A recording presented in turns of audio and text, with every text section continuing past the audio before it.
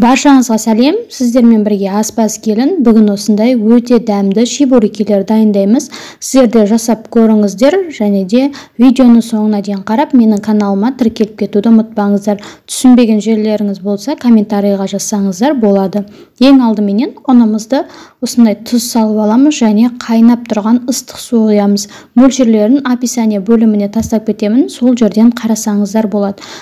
Бастапқыда осылай қасықпен араластырып аламыз, өйткені ыссы болғандықтан.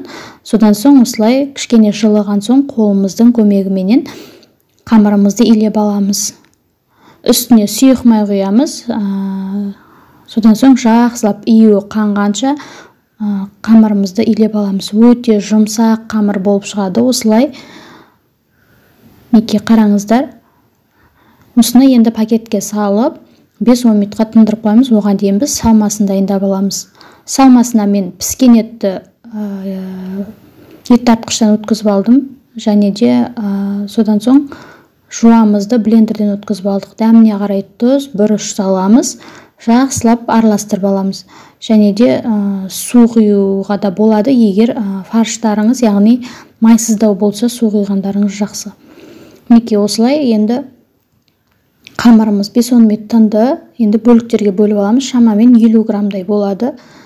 Достар, менің каналыма тіркеліп кетуді ұмытпаңыздар. Қазақша контенттің дамуына үлестеріңізді қоссаңыздар екен деймін. Неке енді осылай біз қамырымызды дөңгелектей формаларға келтіріп аламыз.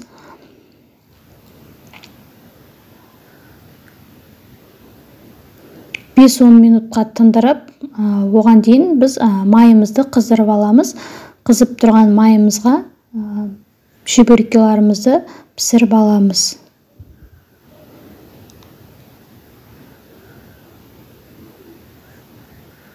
Неке 5-10 минут тұрды. Енді осылай қамырымызды осындай қатты жұқада емес, қалыңда емес, орташа қалыңдықта осылай жайып аламыз да фаршымызды, яғни салмасындағы фаршымызды осылай жайып саламыз.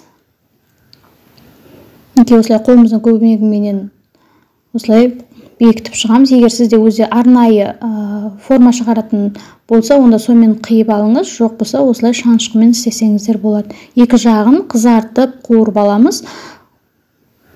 Осылай қасықпенен өсіп жасап тұрсаңыздар, көтеріліп әдемі болып шығады пісіріп жатқан кезде. Неке көтеріліп әдемі болып шықты. Осылай пісіріп аламыз. Видеоны соңына дейін қарағандарыңызға рахмет. Сіздермен бірге болған аспаз келін. Менің каналыма тіркеліп кетуді ұмытпаңыздар. Және инстаграмда да бөліссеңіздер болады.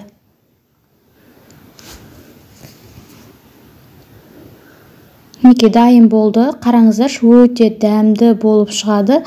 Әрі хрустящий дейді ғой, сондай болып шығады. Іші де сулы, өте дәмді болып шықты.